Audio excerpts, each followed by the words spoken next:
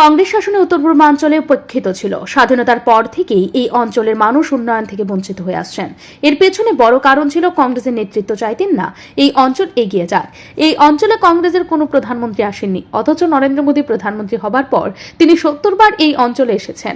মঙ্গলবার বিজেপির রাজ্য কার্যালয়ে এক সাংবাদিক সম্মেলনে এই অভিযোগ করলেন প্রদেশ বিজেপি সভাপতি রাজীব ভট্টাচার্য।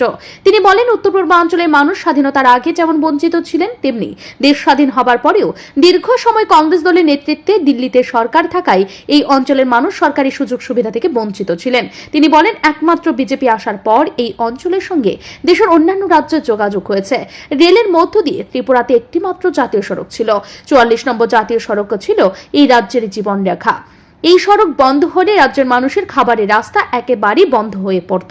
আর বিজেপি রাজ্যের ক্ষমতায় আসার পর এখন জাতীয় সড়কের সংখ্যা দাঁড়িয়েছে ৬টি।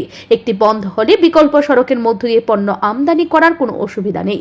শিক্ষা, স্বাস্থ্য, পানীয় জল, বিদ্যুতের উন্নয়নের পাশাপাশি কৃষকদের আয় বিজেপি শাসন বেড়েছে। তিনি আরও বলেন, বিজেপি যেসব প্রতিশ্রুতি দিয়েছিল বিধানসভা নির্বাচনে সেই সব প্রতিশ্রুতি পূরণ করেছে। রাজীব ভট্টাচার্য বলেন, সোমবার রাজ্যের মুখ্যমন্ত্রী ডক্টর মানিক সাহা ত্রিপুরাকে পূর্ণ স্বাক্ষর রাজ্য হিসেবে ঘোষণা করেছেন। এটা রাজ্যের মানুষের জন্য একটা মাইল ফলক।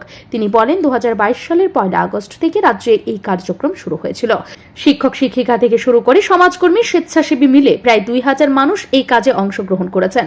তাদের অবদানের জন্য এই কাজে সফলতা এসেছে। তাই রাজ্যের মুখ্যমন্ত্রী ডক্টর মানিক সাহা থেকে শুরু করে এই কাজে যুক্ত সকলকে তিনি অভিনন্দন জানিয়েছেন। পূর্ণ স্বাক্ষর রাজ্য হিসাবে গতকালকে মাননীয় মুখ্যমন্ত্রী তার ঘোষণা করেছেন। তার জন্য আমি রাজ্যের মাননীয় মুখ্যমন্ত্রী প্রফেসর ডক্টর মানিক সাহা মহোদয়কে অনেক অনেক শুভেচ্ছা, অনেক অনেক অভিনন্দন জানাচ্ছি।